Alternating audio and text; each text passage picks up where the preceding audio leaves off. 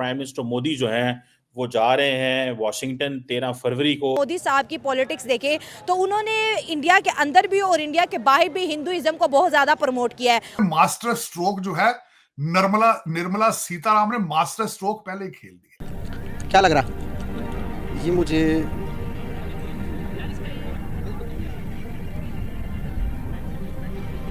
New York USA लग रहा मुझे। तो आधे से ज्यादा मीडिया आज तक यही नशर करता है, चलाता है कि कारगिल इंडिया ने किया था। नहीं आप गलत पढ़ रहे हैं। हाँ। कारगिल हमने किया था, इसी वजह से तो हमारे माशाल्लाह 3-4 माह से निशाने हैदर निकले। हाँ। ठीक है। आप टेबल पे ये रख रहे हैं ट्रम्प के कि देखो मैंने पहले ही टैरिफ कम कर दिए हैं, हार्ले डेविडसन और बहुत सारी चीजों मैं यही बात करना चाह रहा था चीमा साहब। मोदी साहब अमेरिका के लिए क्या गिफ्ट लेके जा रहे हैं अपने? चीमा साहब गिफ्ट उन्होंने दे दिया है। न्यूयॉर्क लग रहा न्यूयॉर्क नहीं है, डन न्यूयॉर्क है।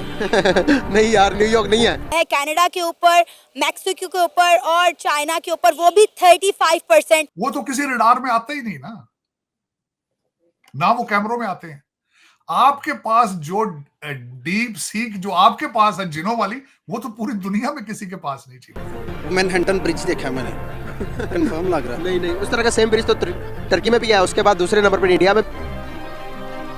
अब सऊदी अरब वाले जो है वो बॉलीवुड के पास चले गए।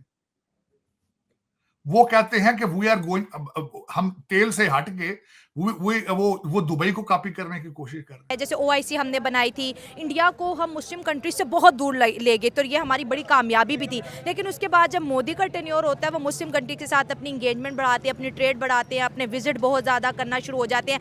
आज आप क्या समझते हैं कि पाकिस्तान को अगर देखा जाए तो क्या हमें भी इंडिया के साथ उस तरह से ताल्लुकात जोड़ लेने चाहिए जैसे कि बकाया मुस्लिम कंट्रीज कर रही है, जैसे इंडोनेशिया कर रहा है, जैसे UAE कर रहा है, जैसे सऊदी अरब कर रहा है? इंडिया एक ऐसी कंट्री है जिसको फायदा देकर आप कभी नुकसान में नहीं रह सकते हैं। इंडिया की जो अगर हम लोग पॉपुलेशन की बात करें तो उसकी एक मैसिव पॉपुलेशन है। मुझे तो न्यूयॉर्क सही आगे करे थे। इंडिया क्या ये इंडिया देख लो यार, कितना डेवलप कर लिया इंडिया ने खुद को।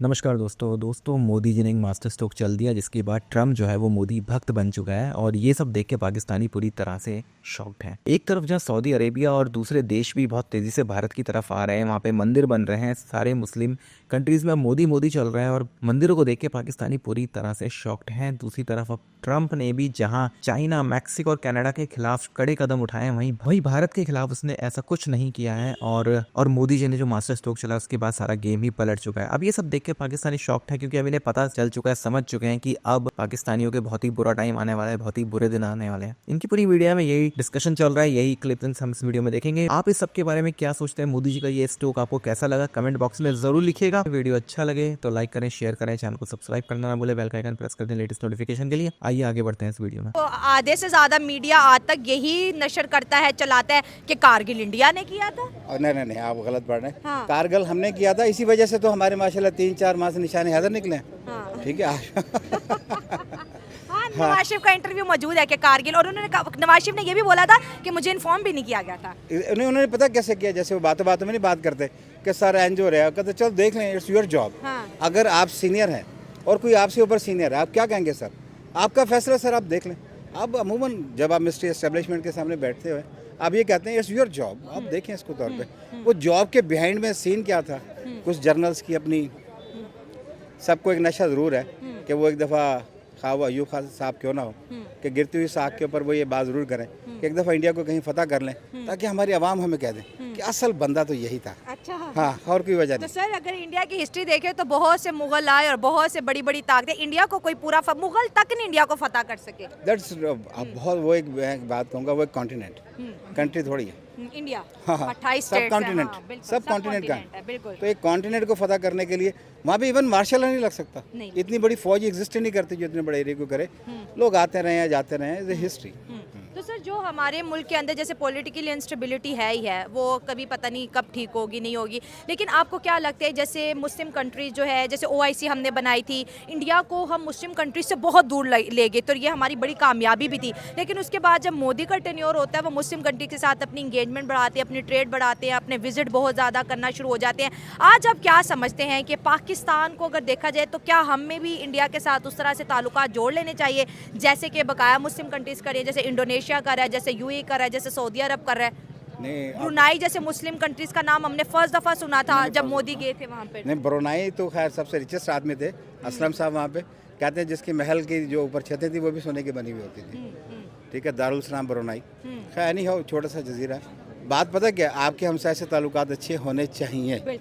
ये आपका बीइंग ए मुस्लिम भी है, मगर हम नहीं रख पाए। आप टेबल पे ये रख रहे हैं ट्रम्प के कि देखो मैंने पहले ही टैरिफ कम कर दिए हैं, हार्ले डेविडसन और बहुत सारी चीजों मैं के यही बात करना चाह रहा था चीमा साहब। दर हकीकत मोदी साहब अमेरिका के लिए क्या गिफ्ट लेके जा रहे हैं अपने? चीमा साहब गिफ्ट उन्होंने दे दिया है। उन्होंने मास्टर स्ट्रोक जो है, निर्मला सीतारामन ने मास्टर स्ट्रोक पहले ही खेल दिया।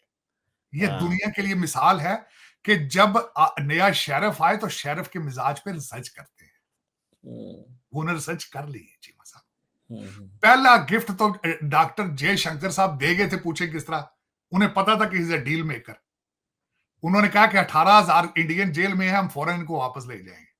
अगले गिफ्ट देकर गए थे उनको, उनकी जुबान में जो उनको पसंद था वो दे गए। दूसरा, चीमा साहब, डोनाल्ड ट्रंप साहब मुसलसल कहते रहे हैं कि इंडिया इज अब्यूजर, और उनको शौक था उनका हार्ले डेविडसन के साथ को अपना कुछ स्पेशल फीलिंग्स हैं। पिछले अपने टर्म में भी कहते रहे। उन्होंने 3 चीजों के ऊपर टैक्स कम कर दिए हैं, ना सिर्फ साइकिलों के ऊपर, गाड़ियों के ऊपर, जिसका सीधा फायदा टेस्ला को है। टेस्ला और इलान Musk is right hand of Donald Trump. और तीसरा, एप्पल को, एप्पल वाले भी साथ फिर रहे हैं इस वक्त उनके साथ, हाईटेक वाले। 3 चीजों के ऊपर टैक्स निर्मला सीतारामन ने किया है, जिसमें ना सिर्फ हार्ले डेविडसन है, टेस्ला है और एप्पल सेलफोन है।